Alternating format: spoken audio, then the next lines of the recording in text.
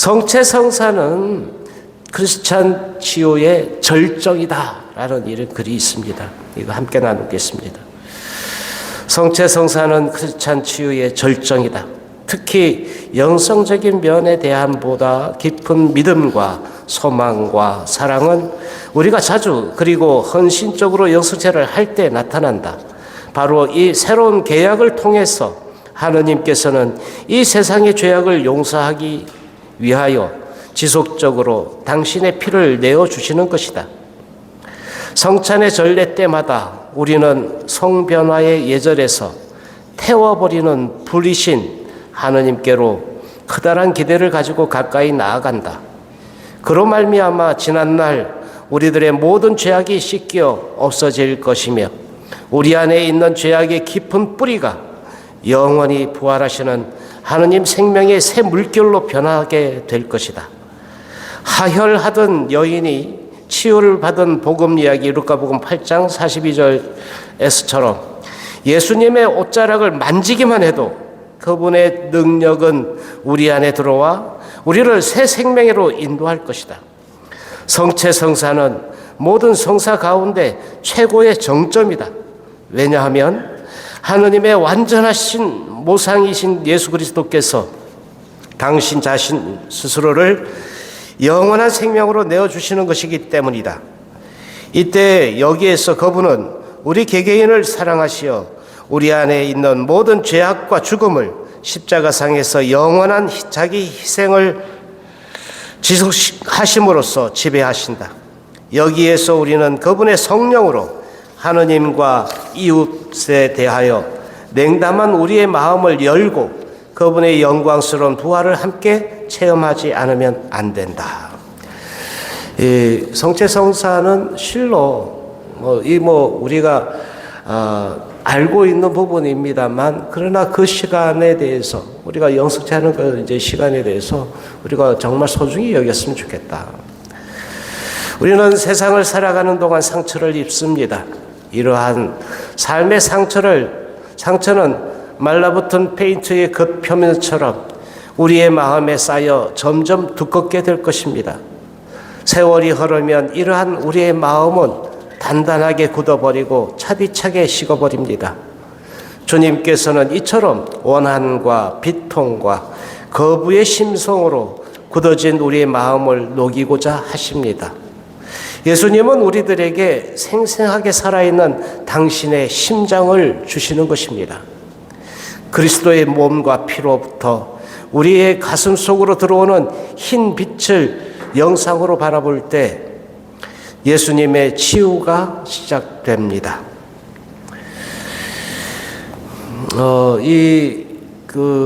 흰 빛이란 성체를 영하죠, 그죠? 성체 이제 주님이 우리들에게 들어오는, 우리가 성체를 영함으로써 우리 안에 채워지는 그런 영적인 부분들이라고 볼 수 있겠습니다. 실제로 이것을 영상으로 이렇게 이제 본 사람도 있다고 그러는데, 영상화 수업. 이제 관상이라는 부분, 여러분들이 묵상과 함께 관상의 어떤 부분들 이제 함께 가보면은 주님을 모셨기 때문에 그것을 가지고 이렇게 우리가 상상력을 동원하면서 주님이 나의 어떤 부분들을 이렇게 만져주고 싸매주고 계신지를 이렇게 의식하는 이런 부분들이 좀 필요해요. 그러니까 성체 여겼을 때 이렇게 주보 이렇게 뒤적거리면서 이렇게 바라보지 말고 나의 찢어진 그 가슴을 좀 의식하면서 여기가 아파요. 그러면 거기다 주님이 쓱 지나가시면서 내가 성체를 영한 그 순간 주님이 쓱 지나가면서 거기를 훑어주고 이렇게 싸매주고 계신다. 그래서 이런 것을 좀 의식하면 좋겠다. 그러면 거기가 치유가 일어나는 것이죠. 이러한 부분들의 효과들은 암세포에 대한 부분들 이런 이제 임상 통해서 많은 사람들이 이야기를 합니다. 우리가 이제 영상에 대한 이제 관상에 대한 부분들, 그래서 이제 그 이미지, 우리가 상상력 동원해가지고 주님이 우리를 어떻게 삶해 주시는지, 우리가 앞서 이야기한 하혈한 여인이 예수님의 옷자락을 어떻게 터치를 했는지, 그가 어떤 몸의 변화를 일으켰는지, 이러한 것들을 상상해 볼 수가 있습니다. 그럴 때 나의 몸의 변화에 대해서도 한번 상상해 보라요. 나의 몸. 정말 예뻐지고 싶어요? 예뻐지고 싶어요? 왜 대답을 안 해? 안 예뻐지고 싶어요? 웃기만 하지 말고 대답을 하라니까. 예? 날씨. 맞아. 이 다이어트도 효과 있을 것 같아. 네. 어쨌든 우리가 육체적으로든 정신적으로든 영적으로든 이렇게 변화되고자 하는 그런 부분들에 주님이 나를 이렇게 터치하신다는 것을 이렇게 의식하면서 영상적인 이제 그 상상력을 동원해서 이렇게 생각해 보는 것은 굉장히 큰 도움이 될 거라고 생각합니다. 이냐시오의 로욜라라는 성인을 아시나요? 로욜라는 이러한 방법들로 당신이 영신 수련을 트레이닝하라고 이제 가르칩니다. 당신이 예수님의 복음에 관한 묵상을 할 때는 당신을 그 장면 속에 함께 넣어라. 그리스도의 십자가 밑에 서 있는 당신의 모습을 그려보라. 사람들이 외치는 소리를 들어라. 바람이 휘몰아치는 소리를 들어라. 검은 구름이 하늘 위에 몰려오는 것을 보라.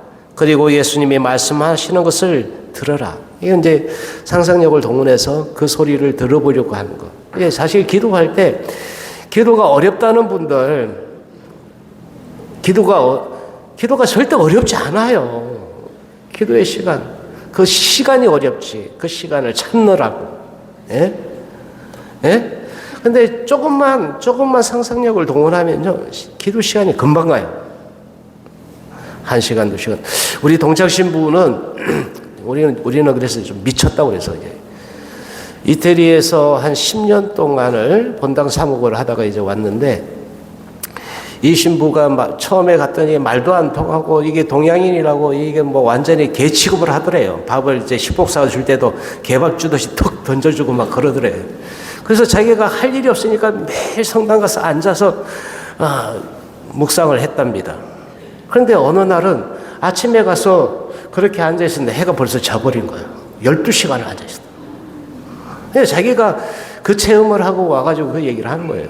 12시간을 앉아있었는데 잠깐 앉아있었던 것 같다. 근데 하루가 지나버린 거야. 하루 해가 져버린 거예요.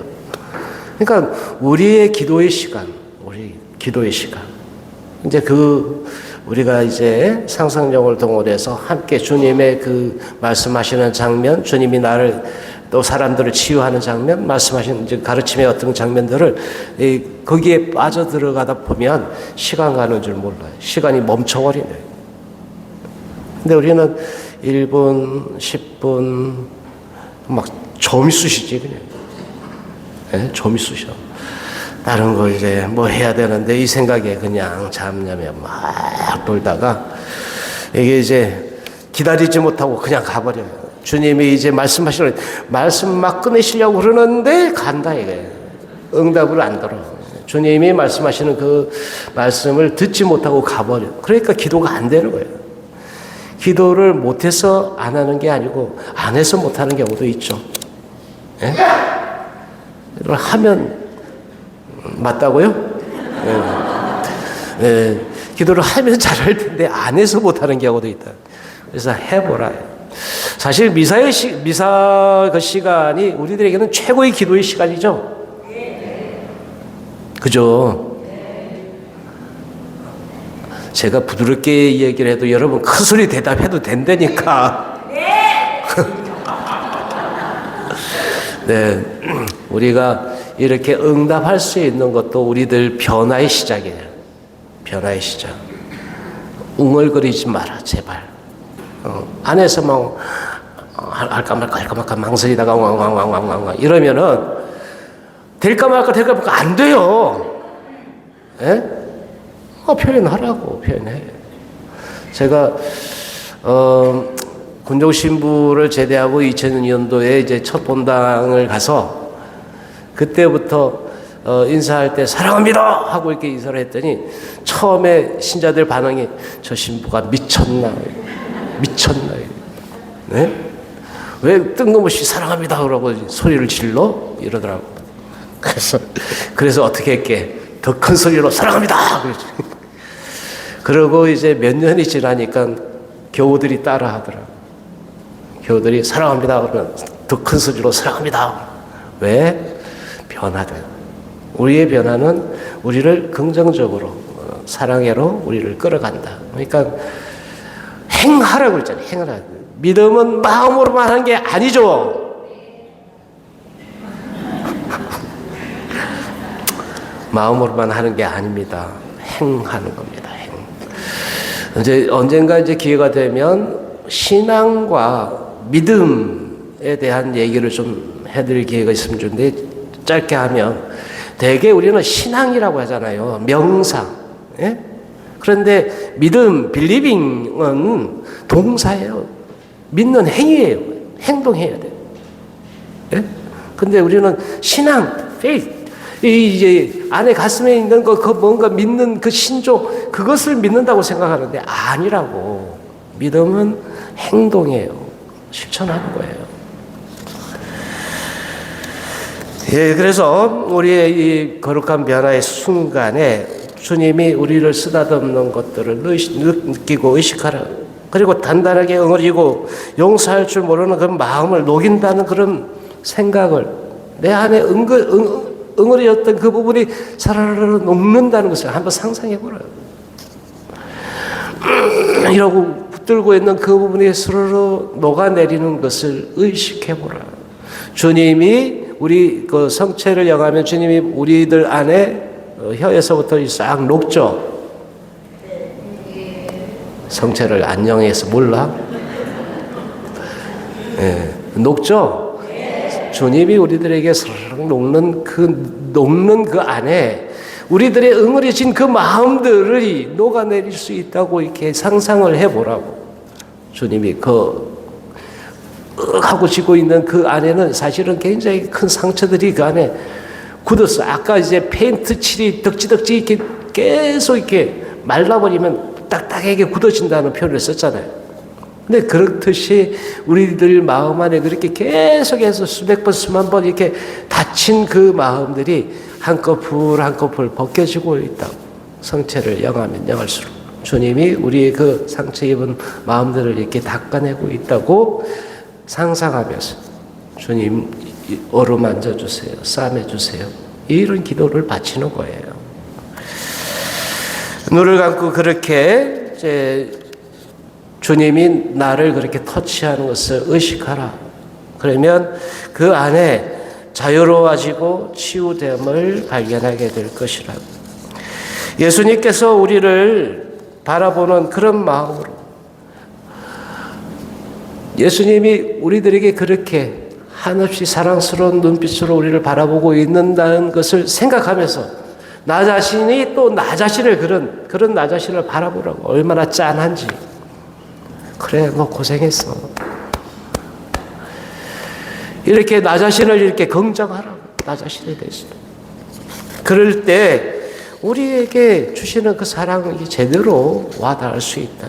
근데 늘 예수님은 사랑합니다. 사랑합니다. 그런데 나 자신이 나만 빼고 이러면 안 된다고. 나만 빼고 이러면 안 돼. 다른 사람들은 다 사랑하는데 나는 사랑받을 자격이 없어요. 이러고 나 스스로를 이렇게 딱 단정 지으면 정말 누구도 구원할 수가 없어. 누구도. 대개의 경우는 이러고 있더라. 나는 안 돼요. 나는 죄가 많아서, 지은 죄가 많아서. 이러면서 나는 빼고 다른 사람들은 다 용서받고 구원받을 수 있다고 생각하는데 나는 죄가 많아서. 이러면은 안 된다. 주님은 있는 그대로의 나를 위해서 십자가에 못 박히시고 돌아가셨다. 이 사실을 받아들이는 것이 첫 번째예요.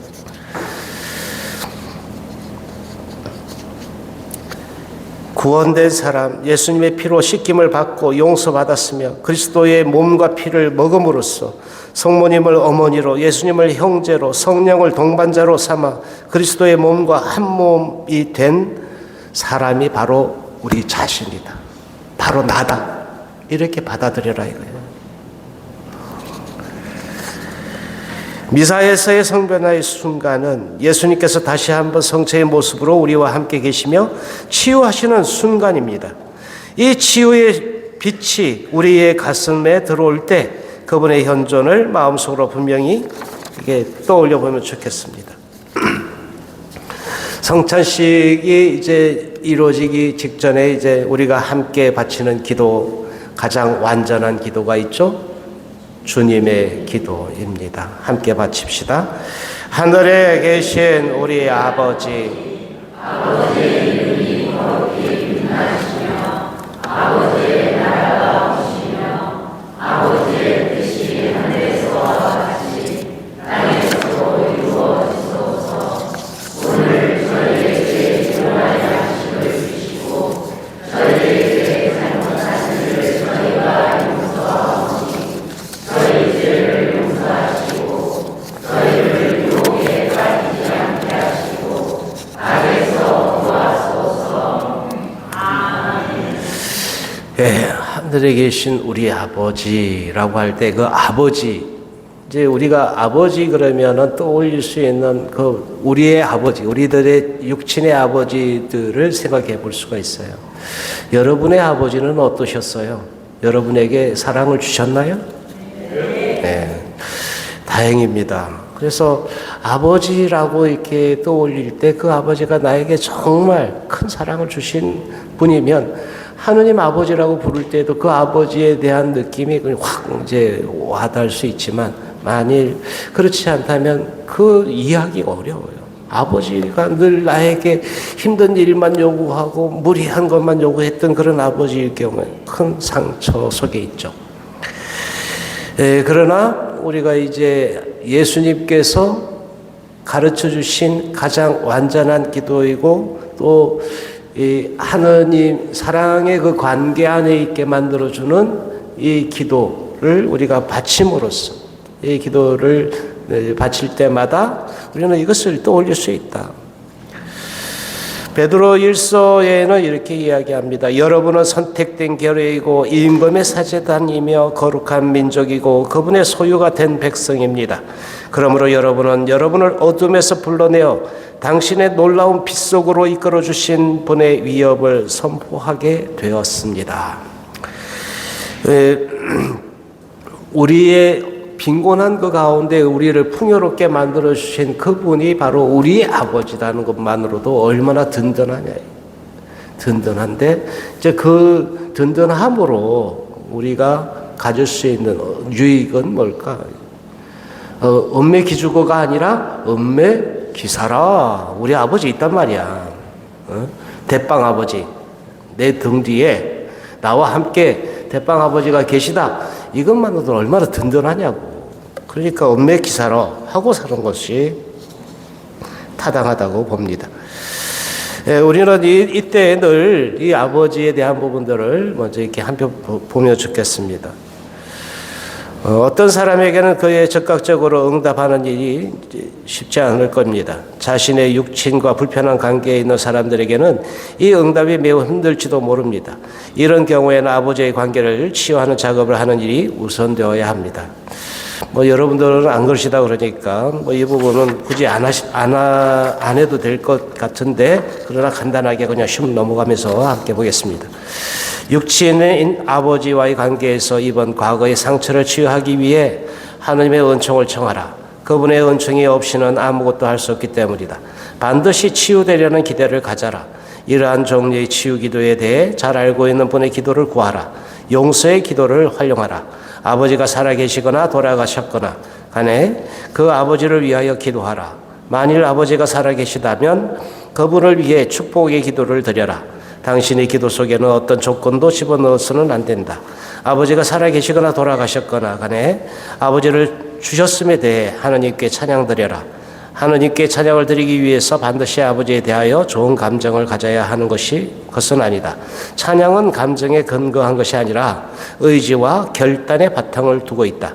하느님 아버지의 인간적인 사랑과 보살핌에 대해 말하는 성서 구절을 찾아 그 구절을 하나도 빼지 말고 옮겨 적어라. 그 성서 구절을 매일같이 반복하면서 그것이 당신의 일부가 되게 하라. 영성적인 방법으로 나아가라.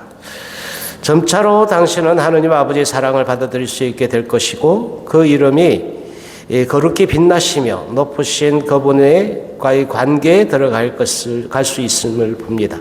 저 위대하신 분, 곧 나다 하신 야훼께서 우리의 아빠, 아버지가 되고자 작정하셨습니다. 아버지의 나라가 오시며 아버지의 뜻이 하늘에서와 같이 땅에서도 이루어지소서. 하느님 아버지께서는 현재 우리를 있는 그대로 받아들이십니다. 구원의 은총, 그분의 사랑, 그분의 나라가 우리 예수님의 죽음과 부활로 말미암아 우리에게 거저 주어진 것입니다. 예수님의 우리를 위하여 하신 모든 것을 말미암아 그것은 우리들의 것이 되었습니다. 그것을 얻기 위하여 우리가 할 수 있는 일은 아무것도 없습니다.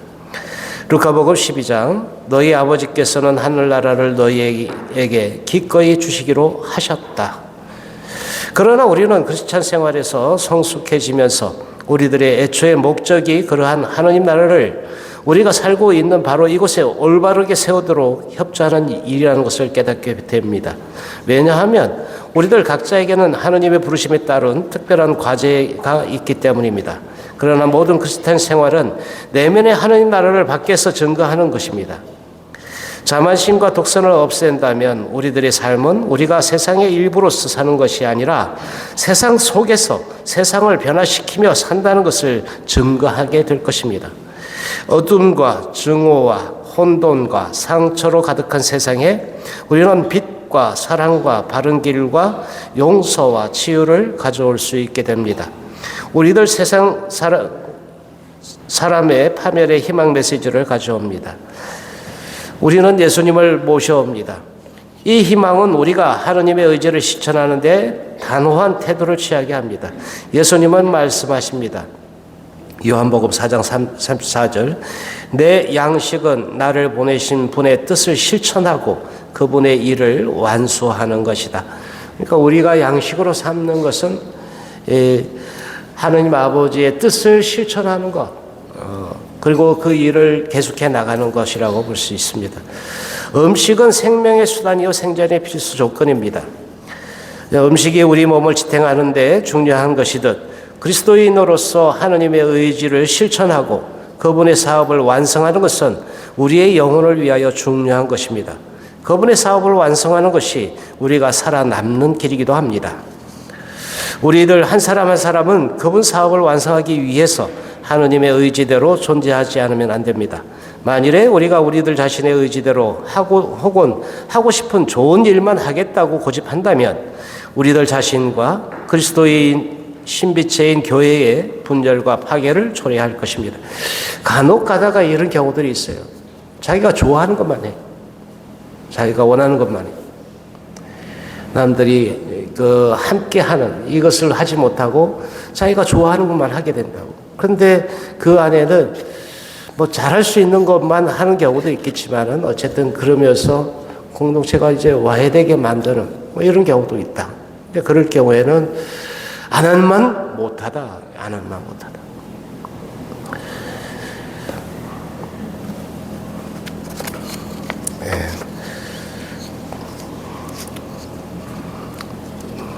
예수님께서도 늘 이제 기도하시면서 자신의 뜻이 아닌 아버지의 뜻이 이루어지기를 기도하셨죠. 루카복음 22장 42절 그러나 제 뜻이 아니라 아버지의 뜻이 이루어지게 하소서.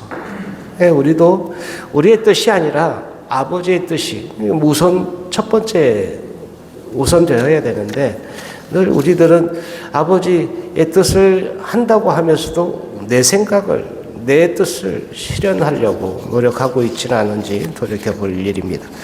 오늘 저희에게 일용할 양식을 주시고 우리가 이미 얻은 권리를 살펴봅니다. 우리는 하느님 아버지와의 올바른 관계 안에 들어와 있습니다.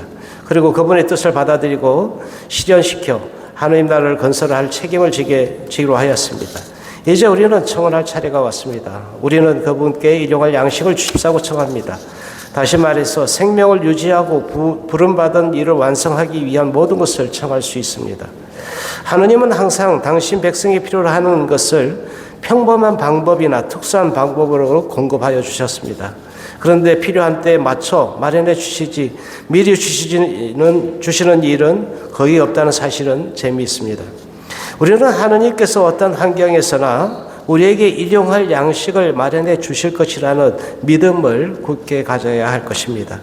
그분은 사막에서 이스라엘 백성들을 먹이셨고 과부로 하여금 그 여인이 갖고 있던 한 줌의 밀가루와 몇 방울의 기름으로 엘리야를 먹이게 하셨고 또한 그 과부와 아들에게도 풍족한 음식을 마련해 주셨으며 몇 개의 빵과 몇 마리의 물고기로 5,000명을 먹이기도 하셨습니다.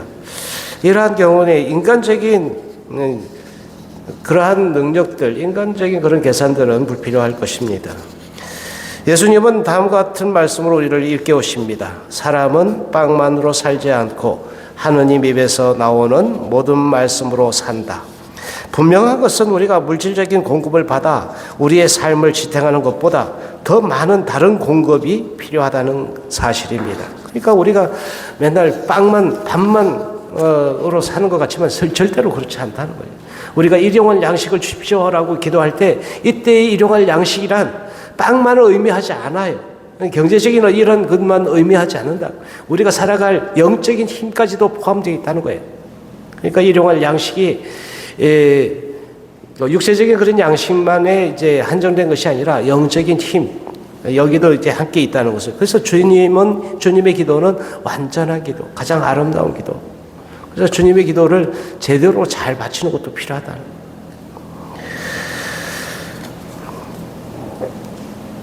우리에게는 정서적인 공급도 필요하고 영성적인 공급도 필요합니다. 그런데 이러한 공급 또한 우리가 매일 미사에서 밀떡과 포도주의 형태로 받아 모시는 살아있는 말씀이신 예수님을 통해서 그리고 서로에게서 그리고 특별히 성경을 통해서 얻을 수 있게 됩니다.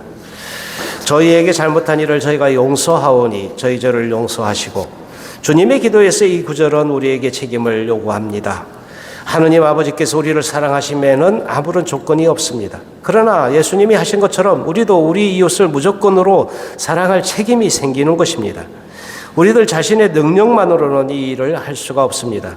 오직 하느님의 은총과 우리 가운데 살아계신 성령의 능력을 통해서만 우리는 의식적으로 결정하여 용서할 수 있는 것입니다.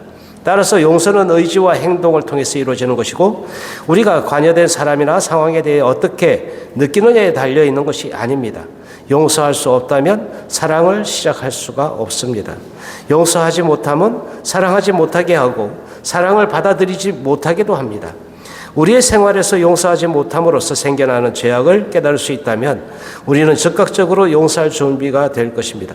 제가 여러 차례 이 용서에 대한 말씀을 얘기 드린 적이 있는데 대개는 용서해야 되는 그 강박적인 생각 때문에 용서가 안 돼요. 용서하지 말라고 그래요, 저는. 예? 또 미워합니다. 그래요. 미워하세요. 그래요. 그런데 놓치지 말아야 될 부분들은 용서해야 되고 미워하는 그 뒷면에 있는 상처들이 내게 있다는 것을 봐야 한다는 거예요. 많은 경우 이 용서가 앞서다 보니까 내가 상처 입었다는 것을 생각지 않아요. 그리고 기도하지 못하죠. 그 사람을 위해서 기도한다고 그러는데 그래서 형식적으로는 할 수 있겠습니다.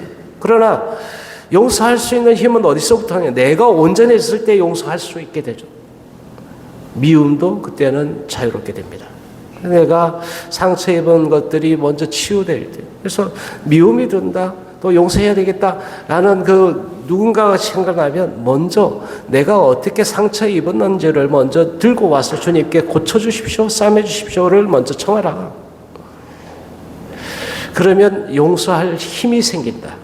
내가 내 스스로 감당할 수 없는 만큼 아픈데 그 상태에서 용서하고 미움을 버리라고 할 수 있겠냐. 나는 여전히 찢겨진 마음 그대로 있는데 용서할 수 있겠냐. 그 미움이 사라질 수 있겠냐. 그럴 수 없다고. 그러니까 내가 온전해지는 것.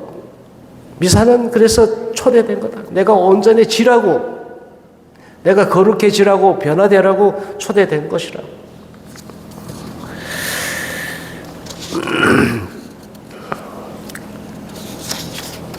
마테오복음 18장. 그때 베드로가 예수님께 와서 주님, 제 형제가 저에게 죄를 지으면 몇 번이나 용서해 줘야 합니까? 7번까지 해야 합니까? 하고 물었다. 예수님께서 그에게 대답하셨다. 내가 너에게 말한다. 7번이 아니라 77번까지도 용서해야 한다. 또 예수님은 말씀하십니다. 나는 너희에게 말한다. 자기 형제에게 성을 내는 자는 누구나 재판에 넘겨질 것이다. 그리고 자기 형제에게 바보라고 하는 자는 최고의회에 넘겨지고 멍청이라고 하는 자는 불붙는 지옥에 넘겨질 것이다. 그러므로 내가 제단에 예물을 바치려고 하다가 거기에서 형제가 너에게 원망을 품고 있는 것이 생각나거든 예물을 거기 제단에 놓아두고 물러가 먼저 그 형제와 화해하여라. 그런 다음에 돌아와서 예물을 바쳐라. 마테오복음 5장 22절 이하. 이 성서 말씀은 용서가 그리스도인 생활의 가장 결정적인 것임을 잘 말해줍니다. 만일 우리가 용서하기에 어려움을 느낀다면 기꺼이 용서할 수 있도록 하느님께 도움을 청하면 좋겠습니다. 하느님의 자비, 그리스도의 순환, 방탕한 아들에 대한 성서 구절을 묵상하면 크게 도움을 받을 수 있습니다. 이 모든 구절은 하느님 아버지께서 당신을 용서하고 사랑하신다는 것을 먼저 체험할 수 있도록 도와줄 것입니다. 그러니까 내가 먼저 그 힘을 갖기 위한 그 용서의 체험. 그러니까 이 좀 안타까움 중에 하나는 고해성사에 대한 부분들이 우리들에게 장치적으로 성사로 있잖아요, 그죠? 그런데 이 성사로 주어지는 이것이 너무 형식적으로 가는 것 같다. 한국 성사표 넣으니까 성사표 내기 위해서 보는 성사. 이 성사가 무슨 의미가 있겠냐? 마지못해 하는 거지.